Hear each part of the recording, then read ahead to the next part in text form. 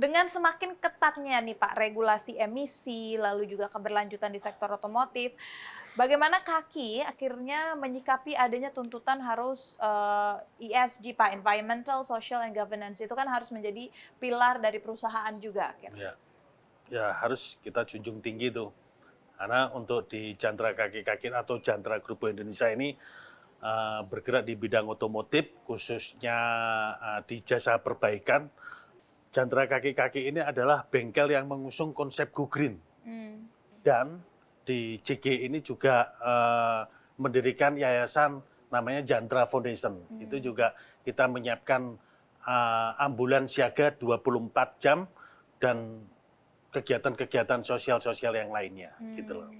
Dan secara organisasi kami juga memenuhi standar ISO 9001 memiliki misi menciptakan lapangan pekerjaan seluas-luasnya. Apalagi kita nggak hanya berhenti sampai 4 cabang, mungkin bisa ke depannya bisa seluruh Indonesia.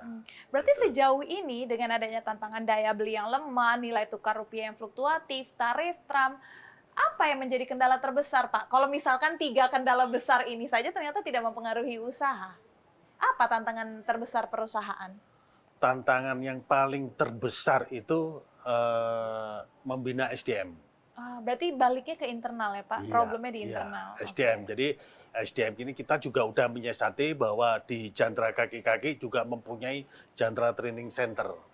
Jadi kita sebelumnya kita itu udah menyiapkan para SDM, kita juga udah bekerja sama dengan organisasi yang lainnya untuk menyangkut SDM yang siap kita latih, siap kita didik, siap untuk mandiri. Kita siapkan. Berarti Gitu. semua SDM-nya 100% masyarakat Indonesia, Pak? Yes, gitu. Pak, ada data yang menyampaikan sebenarnya pemudik di tahun 2025 ini lebih rendah jumlahnya dibandingkan dengan tahun-tahun sebelumnya. Iya, tahun kemarin. Nah, tapi kalau dari segi bisnis, ternyata tadi Bapak bilang ada pergerakan yang baik gitu di bisnis Bapak. Boleh dibandingkan, Pak, hasil dari lebaran tahun ini dengan lebaran-lebaran sebelumnya seperti apa? Ya, seperti kemarin juga ada kekhawatiran seperti itu, tapi alhamdulillah di tahun ini, di Lebaran ini, Jantra Kaki tetap survive, tetap solid, karena tidak mengalami penurunan, Saf. Jadi, oke, memang bahwa prediksi mudik Lebaran kemarin itu ada penurunan yang signifikan, berapa? 20% atau 25%, tapi di Jantra Kaki sendiri sama seperti yang tahun kemarin. Oke, berarti gitu. tetap tidak terlalu banyak perubahan, Iya, tapi betul. tidak menurun Iya, ya betul. Pak Cuman ya. kita ada beberapa cabang yang melebihi target juga. Gitu. Ada beberapa cabang yang melebihi Iya, target. betul.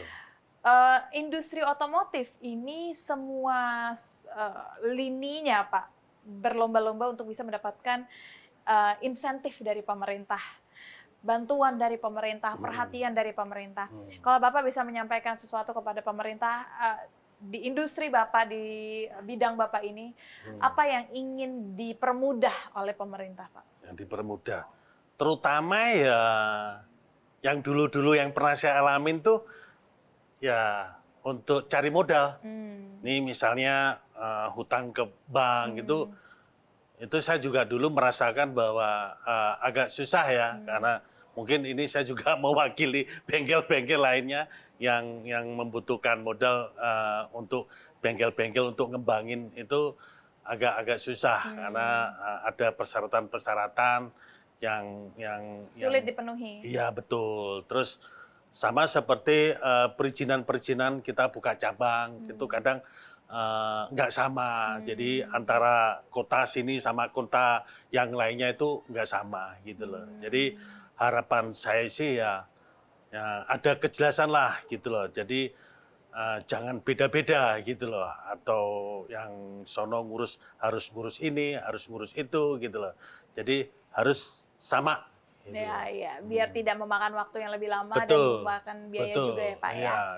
Baik, kalau gitu terima kasih banyak Pak Jono atas waktunya. Kita doakan bersama semoga sektor otomotif terus bergeliat. Oke. Jadinya perusahaan Bapak juga bisa terus Siap. bangkit dan bisa terus berdampak bagi ekonomi Ya, Indonesia. amin.